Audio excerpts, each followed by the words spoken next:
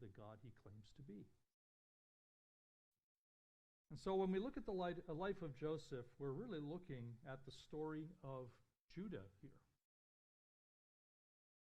Judah is a hard case. Judah is someone who has grown up in a family that's dysfunctional. He's engaged in some pretty nefarious activities. And frankly, in the story today, he's headed down a completely wrong path. And God is going to put circumstances in his path that intervene, that stop him and force him, as it were, to take stock of his life and begin to turn around. It's the beginning of a process that we're going to see finally resolved, the fruit of this process, at the end of the Joseph story. But we need this story here in the Joseph story, because if we don't have it here, we won't know why things happen as they do at the end. So it's a crucial brick in the wall, a piece of the puzzle. Let's admit, up to now in the story of the family of Jacob, Judah has not commended himself. He's had very bad role models. He's had years of watching his father and his grandfather scheme, trick, and lie to each other, trying to get the better. He's the younger brother of two older brothers who made a promise to a king of a little town in Canaan called Shechem, and they didn't keep the promise. In fact, once those men became circumcised and were trying to heal, his two older brothers went in with their swords and they killed every man in the city. And then they got all the rest of the brothers to come along and they carried off all of the loot, all of the flocks, all of the herds. Talk about breaking a promise. And then he was the one who urged the other brothers, when they came up with the idea of killing Joseph, he said, no, I tell you what, let's make a profit from the deal and let's sell him to the Ishmaelites. Not only will we get rid of him, but we'll have money in our bank as well. Judah's a hard case. And if he's going to change, God's going to have to stand straight up in front of him and confront him. And that's what happens in our story today. A confrontation with God through other people. And so if we're going to start our story today, we need to start with this idea. Sometimes we choose to ignore our obligations. In Genesis chapter 38, we see a man who chooses to step away from everything he is implicitly committed to. He is a great-grandson of Abraham. He's one who has received the Abrahamic promise and the blessing. And he should be like Isaac and even like his own father and desire that. But you know something? We see that he doesn't. In fact, when we actually look at the opening of the story, which wasn't read, there's a whole series of clues which tell us Judah is a hard case. Notice, first of all, it says he left home. What? He leaves his brothers. He leaves his father. He leaves that entire circumstance of mutual support that he would have had, and he says, no, I'm giving up on that. And then it says he moved to Adullam and stays with a man named Hira. In other words, he goes in and boards with a Canaanite, somebody who has absolutely no share in what Abraham has been offered. And then it goes further and it says, look what happens. He marries a Canaanite woman. And at this point, we should begin to get really worried, because this is not what the patriarchs do. Remember, when Abraham needed a bride for Isaac, he sent his servant all the way back north to Haran, where the rest of the family who came out of Ur were still living, and he got his bride for Isaac from there. When Jacob needed a bride, Rebekah said, listen, go back to Haran. So Jacob went all the way back up to Haran and found a bride, married her, and came back. Judah, he just finds a cute girl nearby in the local town. That shouldn't be. There's no sense of obligation, no sense of carrying on the tradition of Abraham, Isaac, and Jacob.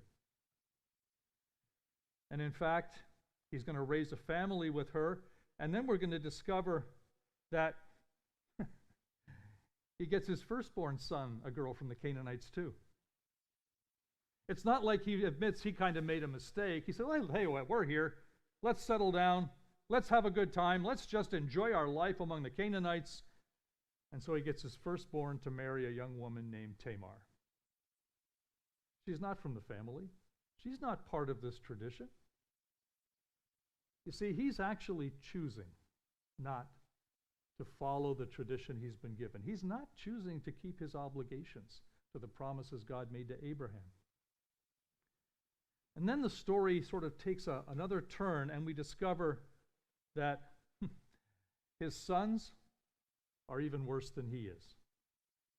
His firstborn, was a wicked man in the Lord's sight, so says the Lord took his life. God's reached out and killed him. Clearly something very evil has gone on for that to happen, but the text doesn't tell us. But then it tells us that he's not the only one. His secondborn also is evil, because his secondborn also is killed by God. Judah, the hard case, doesn't seem to understand. What has Onan done that creates such a difficult problem? Well, here's the thing. When dies, Judah says to his secondborn, go and marry Tamar, as our law requires of the brother of a man who has died. You must produce an heir for your brother. This is making reference to a custom that we might find distasteful. Okay? But for them, it was normal. And in fact, it's still practiced in some societies today. Typically, in a society that doesn't have Social Security, life insurance, or any kind of guaranteed security if the breadwinner in the family dies, something's got to happen if there is no child for a widow. And so this process is referred to as levirate marriage. And so if you're a seminary student, this will be on the exam. What is levirate marriage? And by the way, we see this happen a couple of times in the Bible. The most famous example is Boaz and Ruth. And if you understand levirate marriage, you'll understand what happens at the end of the story then, when there is a kinsman who could marry Ruth, but he doesn't want to. And so Boaz steps in. Here's how it works. You have a man and a woman. They fall in love, they get married. Great. And what's supposed to happen when a couple marries? Well, there should be an offspring. What happens if there is no offspring? Or if the offspring dies? Well, now you got a problem. Because it means there's no one to care for them. No one to build that grannyplex when you get old and sort of take you in. Nobody to ensure that there's money coming into the family to buy the groceries every week. Nobody to care for you when you die. You'll be alone, gasping on your cot. That's no way to live, and it's no way to die. And so consequently, when there's a man and a woman, and they have no child, and the man dies, now we've got a real problem. And so consequently, this concept of levirate marriage means that someone else in the family has to assume responsibility. And so usually it's a brother. A brother will now come to the woman, and he will act as a husband to her. He will have sex with her. Hopefully she will get pregnant, and consequently they will have a child. But here's the quirk.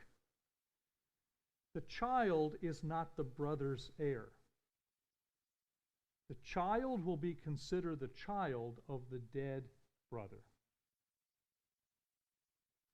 So it would sort of be like what would happen if I died. My brother-in-law, since Carol has no brothers, she has a brother-in-law, he would come and he would live with Carol, and Carol would get pregnant, and she would have a child, hopefully a son, and he would have my surname, not Randy's. And I see what that does is that ensures that everything that I was to get from my parents would now go through to my son by Randy.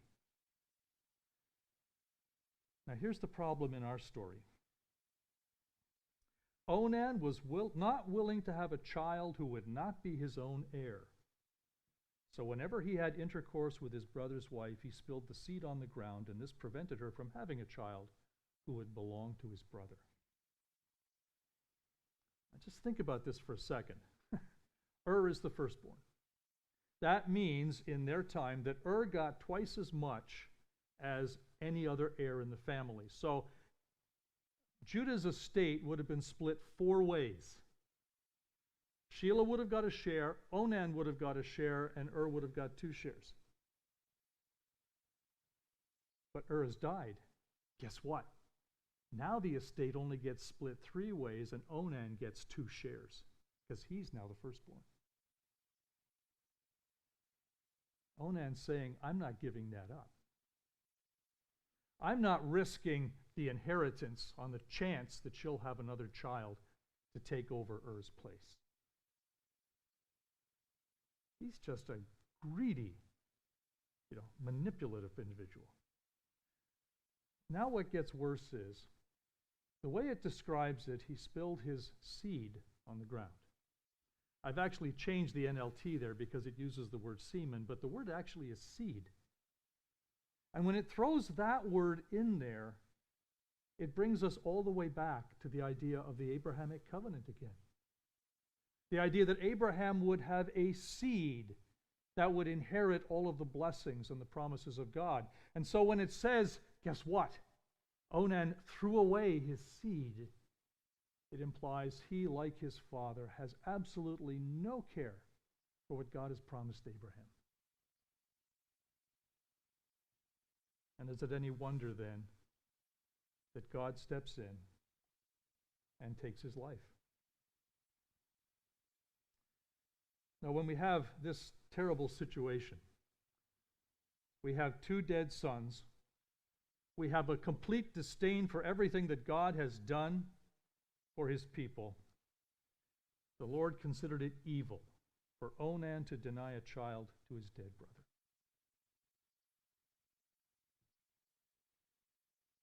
We're looking with a real hard case of a family here.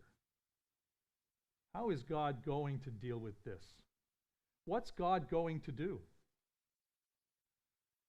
Well, when we're facing this kind of situation, just locked up on me. Let's go back.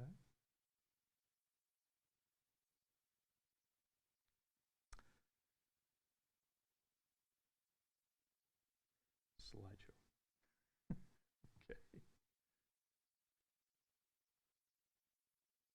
Okay. It takes an even darker turn. Judah says to Tamar, "Go back to your parents' home and remain a widow until my son Sheila is old enough to marry you." Okay, obviously, Sheila's maybe 15, 12, who knows? He's young. And Judah's given a reasonable request. Okay, he's not old enough to marry you yet, but give him a little time. But notice the next sentence. Judah didn't really intend to do this because he was afraid Sheila would also die like his 2 brothers. So Tamar went back to live in her father's home. Remember, the first point was sometimes we choose to ignore our obligations to God. There's no accident here. There's no oversight. Judah is showing what a hard case he is by absolutely choosing not to fulfill his obligations, first of all to his daughter-in-law, and then to the Abrahamic covenant. He's saying it doesn't matter what God wants. It's what I want that's important. And frankly, I don't want my son to die. I find it interesting that Judah does a couple of interesting things here. First of all, he blames Tamar for their deaths. Clearly she's the problem, all right? I've had 2 sons who both married her and they've died, so she's She's the common denominator. He doesn't blame his own sons for the problem. But that's where the problem is. And so he chooses something that is profoundly against God's purpose. He chooses to break his word to his daughter. He has complete disdain for his obligations. You know, if we say we're God's family, we make a commitment. We make a commitment to do what God wants, to live his way, to follow his commands. And Judah is part of that, and Judah's decided he's not going to do that. The consequence of part of this is as well that if we're members of God's family, we don't realize that everything we do is a testament to who God is. Paul will often say to people, you are our epistle. Remember from whom you learned these things. That's the proof they're true. It means that how we behave and how we fulfill the obligations we have to the God who redeemed us, the God who made us, is a testament to who he is. And frankly, if we don't keep our promises, why should anybody believe he will? Sometimes we forget that one of the key characteristics of God is faithfulness. He never changes. Paul will appeal to that faithfulness in the book of Romans, chapters 9 through 11, to say, we can trust God because he's going to keep all the promises he's ever made. And if he's going to keep those promises to Israel, he's going to keep his promises to us. He actually also turns it backwards. If God doesn't keep his promises to Israel, the ones he made in the Old Testament, why can we trust him to keep his promises to us about Jesus coming back, about the resurrection, about life everlasting? God's character rises and falls on his faithfulness. Our testament to who God is rises and falls in many cases on our willingness to keep our word. And I find it interesting that people I interact with comment on the fact that when they ask me to do something, I'll do it. I find that interesting. The fact that that means that there's a lot of people they ask to do something who don't do it, who don't keep their word. You know, we often made a comment to our kids. There's a lot of plans we may talk about, but when we promise something, we're going to do it. So you have to listen for that word, okay? We promise to go to the state fair. We'll go. But if we say, well, maybe we should go to the state fair this year, that's not a promise. Something may happen. And so our kids kind of learned that. When you give your word, you keep it. When you give an RSVP to an invitation, all right, that says, I'll be there, you show up. RSVP doesn't mean, well, I'll come unless something better, invites me. Unless there's something else I'd like to do, and this kind of, that can go by the wayside. No, when you say, I'm going to be there, you be there. When you make a commitment to do something, you do it. I had a friend who was teaching his wife how to scuba dive. And he asked me, we were instructors together, and he said, listen, would you mind coming out on Saturday? It'll just be me and my wife, and I need a third person there to help. Sure. So I came out. We had a good day together, and later on, after I was back home and we met again on a Tuesday over at Eastfield College, he said, I wasn't sure I wanted to ask you. And so I said, why? He said, because I knew that if you said you'd come, you would. What? That struck him as he didn't want to put that obligation on me. He realized other things might happen, but he said, if you said you'd come, you'd put everything else aside to do that.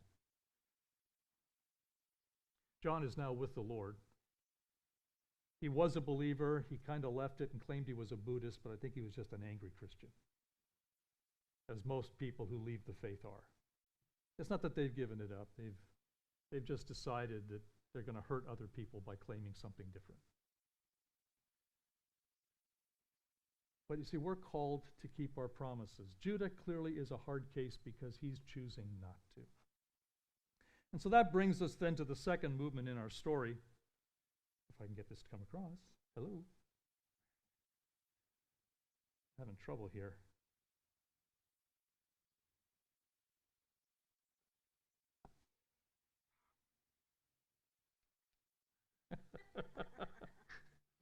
Okay. We obviously have got to figure this out. Let me get out for a moment. There we go. And they said, now go back to slideshow.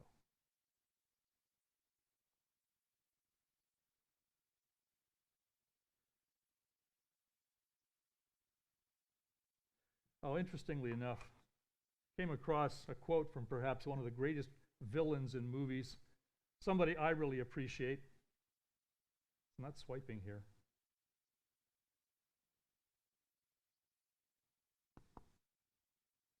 There we go. Okay.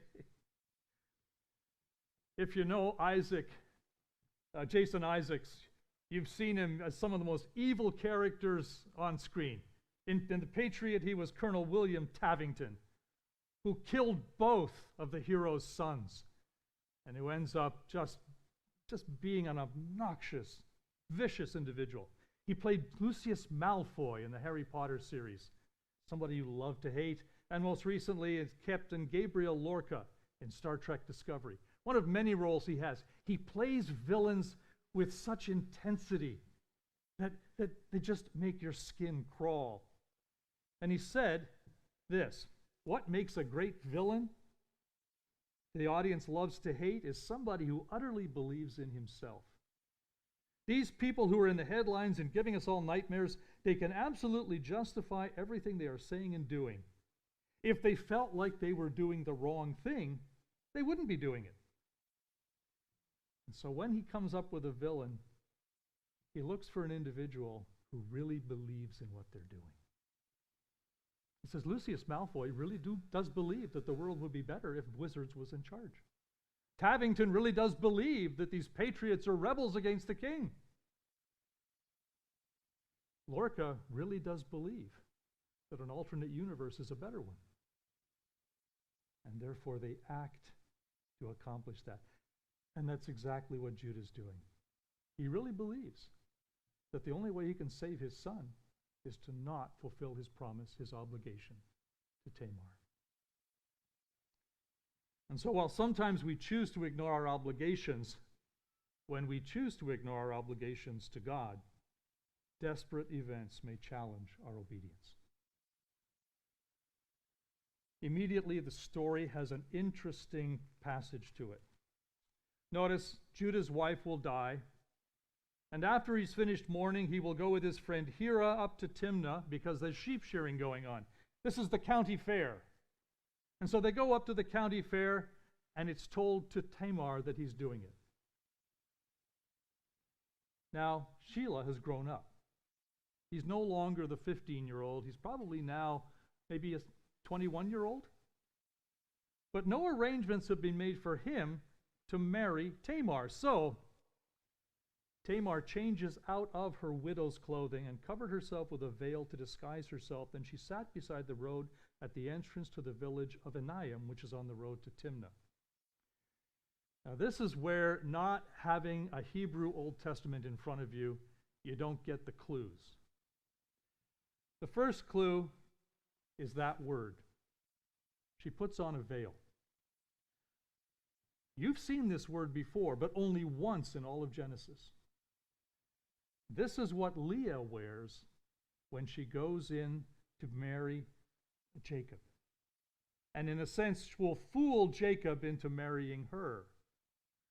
And so with this word, Tamar gets equated with the wife of the patriarch Jacob, the first wife, the oldest wife, and in fact, Judah's mother. Oh.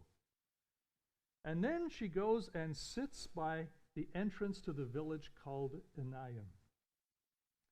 Now, Enaim means two springs, two wells. And to sit there and to wait for Judah to come kind of looks like what happened when Isaac got a wife, when Jacob got a wife, when the woman was waiting by the well. Ah, okay. See, spring, also refers to wells, but it's also used for eyes. You see this in the James Bond film, where they talk about the eyes of Allah as being wells. I don't know if you remember which one that was. Okay?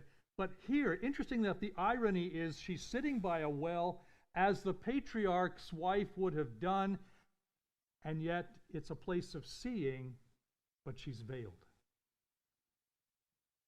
So Judah is going to see someone who is just like his own mother. And he's going to be veiled about it. And then it comes along that Judah comes and he sees her and he assumes she's a prostitute. Now, this is the ordinary word for a sex worker. So when he comes along, he says, my wife is dead. I have needs.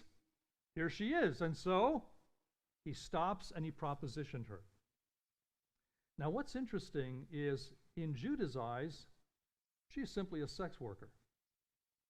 But then later, when he sends his friend Hira to find her, he's going to be looking for what's called a cult prostitute or a shrine prostitute. Now again, we're not saying this is acceptable, but the text 3 times says she's someone who represents the God. She is the emissary of the divine. And so between the veiling and the eyes and the emissary of the divine, we kind of see the image of God standing in the background in the shadows. And that's how it's emphasized for us. Alan Ross, former chairman of the Old Testament department at Dallas Seminary, wrote this: "The text of Scripture does not cast any moral judgment on Tamar. She's presented in the Bible in a most favorable light. It is not appropriate to judge her by Christian ethics, for in her culture at the time, her actions, though very dangerous for her, were within the law. She had the right to have a child by the nearest of kin to her deceased husband. She played on the vice of Judah to bear this child, and her deception worked." So she's not someone we should go and say, wow, be like Tamar. No, she's done something that is immoral, but it has fulfilled God's purpose. And so consequently, we come along and we discover that Judah comes off looking like a fool. First of all, he thinks she's a prostitute, and then he says he doesn't even recognize it's his daughter-in-law.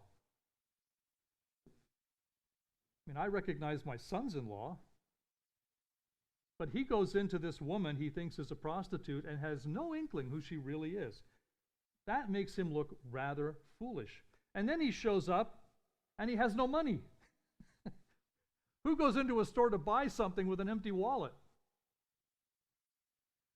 And then when he does go to pay her, she says, well, leave me pledges. Leave me the things which say who you are. His seal, what he would use to seal documents. Leave me the string that goes with it, probably hanging around your neck, and leave me your walking stick. These would all be symbols of his wealth and of his status. And he hands them over. I don't even like leaving my driver's license with the cashier when I fill up at the pump. But he leaves everything. He leaves his driver's license and the car title. And then when he goes to pay her back, she's not there. And Hira comes back and says, I can't find her. And look what Judah says. Oh, let her keep the things I gave her. We'd be the laughing stock of the village if we went back again to look for her.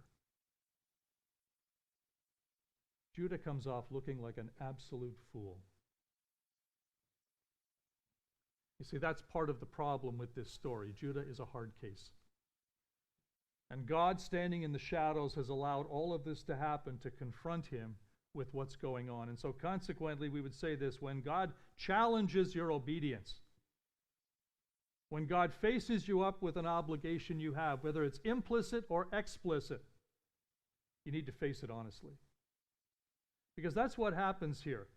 After 3 months, Judah was told, Tamar, your daughter-in-law, has acted like a prostitute. In other words, she's just engaged in immoral sex activity. She's a widow. She's been with someone.